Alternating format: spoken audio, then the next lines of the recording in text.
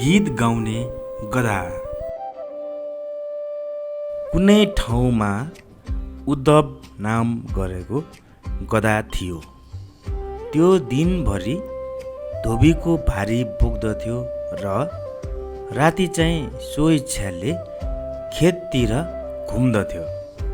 त्यसलाई अरूको बन्धनमा पर्न सकिने डर भने निकै लाग्दथ्यो।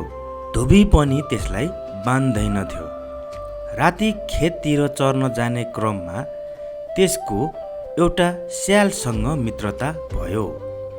त्यो गधा बलियो हुनाले खेतबारीमा लगाइएका बोराहरू सजिलै भाँचेर बस्दथ्यो।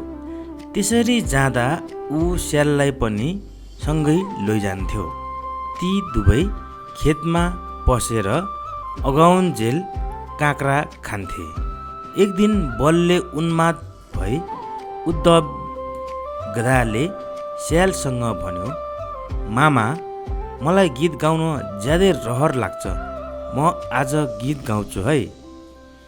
स्यालले त्यसलाई सम्झाउँदै भन्यो, भान्जा, चोरी गर्दा हल्ला गर्नु हुँदैन। गीत गाउँदा त्यो आवाज टाढा टाढासम्म पुग्छ। तिम्रो स्वर पनि मिठो छैन। शङ्ख बजे जस्तै टाढाबाट सुनिन्छ। तिम्रो गीतले खेतमा बालीको रेखदेख गर्न बसेका मान्छेहरूलाई बेउझाउनेछ अनि तिनीहरू हामी भएतिर आउनेछन्। हामीले बिना सितीमा झन्झट मोल्नु पर्छ। तिमी चुप लागेर अमृत जस्ता काँक्रा खाऊ, गीत गाउन नतम्स। उद्धव घमण्डी थियो। उसलाई स्यालको राय पटक्कै मन परेन। उसले मनमनै सोच्यो, म त सङ्गीतमा प्रवीण छु। यो स्याल मेरो गायन कलालाई नपत्याएर हेप्छ। त्यसपछि त्यो गधाले स्याललाई भन्यो, मामा, सङ्गीत त देवतालाई पनि मनपर्ने कुरा हो।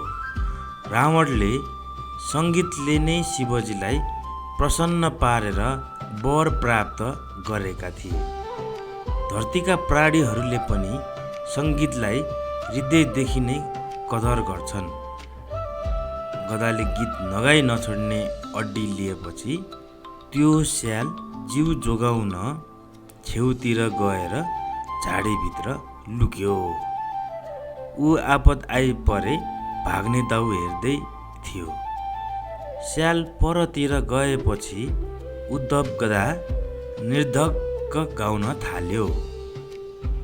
त्यसको उराठ लाग्दो चिच्याहाट सुनेर एउटा खेतको रखबारे बिउजियो।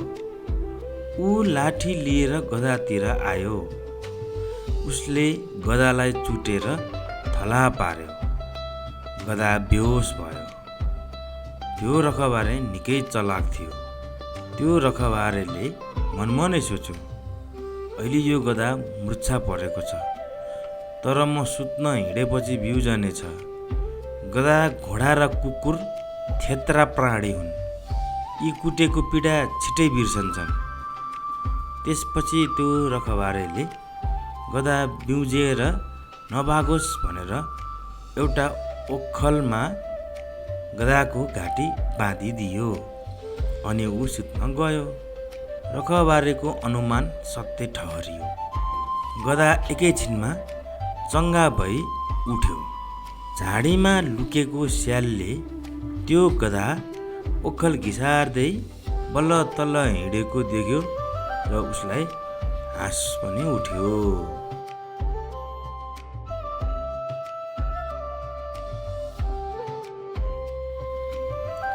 शिक्षा। हुस्सु अपराधी आफ्नो कुकर्मको प्रचार स्वयं नै गर्छ।